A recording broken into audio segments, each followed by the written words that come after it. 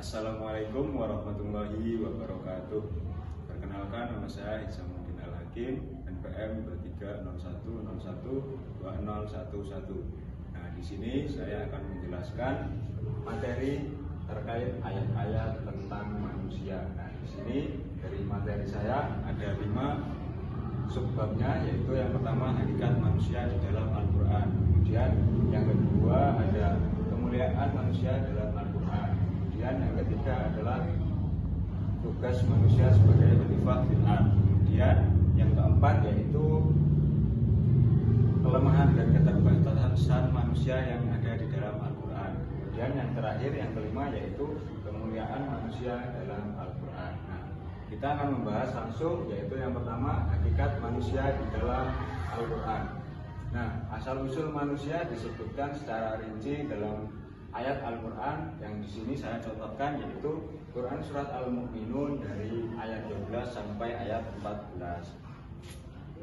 Nah, di sini ayat Quran surat Al-Mu'minun ayat 12 sampai 14 artinya itu yang pertama, sungguh kami telah menciptakan manusia dari saripati yang berasal dari tanah. Kemudian kami menjadikannya air mani di dalam tempat yang kukuh, yaitu rahim. Kemudian air mani itu kami jadikan sesuatu yang menggantung, yaitu darah. Lalu sesuatu yang menggantung itu kami jadikan segumpal daging. Lalu segumpal daging itu kami jadikan tulang belulang. Lalu tulang belulang itu kami bungkus dengan daging. Kemudian kami menjadikannya makhluk yang berbentuk lain. Maha suci Allah sebaik-baik pencipta. Quran surat Al-Mu'minun ayat 12 sampai 14.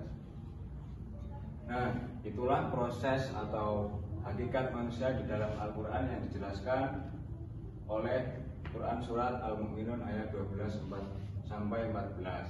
Nah, di dalam ayat tersebut menggambarkan tahapan penciptaan dari tanah hingga menjadi makhluk yang lebih sempurna, menunjukkan bahwa manusia memiliki akar yang sederhana tetapi dikembangkan oleh Allah dengan berbagai keistimewaan. Nah, keistimewaan ini diberi ruang dalam beberapa istilah untuk menyebutkan makhluk manusia di dalam Al-Quran, yaitu yang pertama Al-Insan, kemudian Al-Ins, kemudian Al-Basyar, dan yang terakhir Bani Adam, yang memberi warna pemahaman yang berbeda terkait hakikat manusia itu sendiri.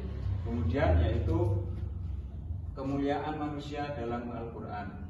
Nah, di dalam Al-Quran Allah menegaskan manusia sebagai makhluk mulia yang dengan potensi akal, moral, dan spiritual yang membedakannya dari ciptaan lain, seperti yang dijelaskan dalam Quran surat Al-Isra ayat 70. Kemuliaan ini yang disampaikan oleh Allah dalam Al-Quran ini mengandung tanggung jawab untuk menegakkan keadilan, menjaga alam, dan mengembangkan potensi secara seimbang. Sehingga hakikat kemuliaan ini sejati terletak pada ketakwaan, seperti yang ada di dalam Quran surat Al-Hujurat yang ayat 13, yang artinya itu intinya semua manusia itu sama, yang membedakan hanyalah ketakwaan. Kemudian yang ketiga yaitu manusia sebagai khalifah fil ardh atau pemimpin di muka bumi ini. Nah, yang memikul tanggung jawab untuk mengabdi kepada Allah dan mengelola kehidupan secara adil.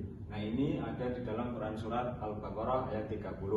Peran ini menuntut keseimbangan antara akal, spiritualitas, dan tanggung jawab sosial di era modern. Nah, manusia ini harus memperkuat moral dan nilai Qur'ani agar tidak kehilangan jati diri di tengah kemajuan teknologi. Nah, hakikat tugas manusia sebagai khalifah di bumi yaitu tercermin dalam ibadahnya, keadilan dalam kehidupan sosialnya, dan kepedulian terhadap kelestarian alam di sekitarnya. Selanjutnya yaitu yang keempat, kelemahan dan keterbatasan manusia dalam Al-Quran. Al-Quran menegaskan bahwa meskipun manusia dimuliakan seperti yang di sub kedua tadi dan diberi peran sebagai khalifah fil ardh, ia tetap memiliki kelemahan dan keterbatasan, ya, seperti yang ada di Quran surat An-Nisa ayat 28, yaitu sifatnya yang tergesa-gesa, sering berkeluh kesah, dan kikir, menunjukkan sisi manusiawi yang harus dikendalikan dengan iman dan akhlak. Nah, kesadaran akan kelemahan ini justru menjadi sarana pendidikan jika bisa menyadarinya, dan pendidikan spiritual agar manusia bergantung kepada Allah dan bersikap rendah hati. Dengan memahami kelemahan yang ada dalam dirinya ini yang memang ada di dalam Al-Quran, maka manusia dapat menyeimbangkan kemuliaan dan kerendahan dirinya dalam menjalankan amanah kekhalifahan fil ard. Kemudian yang terakhir yaitu tanggung jawab sosial manusia yang ada di Al-Quran. Nah, Al-Quran menegaskan bahwa kemuliaan manusia tadi sudah disampaikan ada juga melalui tanggung jawab sosial sebagai khalifah di bumi. Manusia dituntut menegakkan keadilan, menumbuhkan kepedulian terhadap sesama seperti tugas khalifah fil ard. Kemudian menjadi ukuran keimanan sejati bagaimana tercermin dalam Quran surat Al-Ma'un dan Quran surat Al-Hujurat ayat 13. Dengan melaksanakan tanggung jawab sosialnya, maka manusia telah membuktikan pengabdiannya kepada Allah sekaligus memelihara tugas dan kemuliaan yang diberikan oleh Allah. Sekian penyampaian materi dari saya akhiri. Wassalamualaikum warahmatullahi wabarakatuh.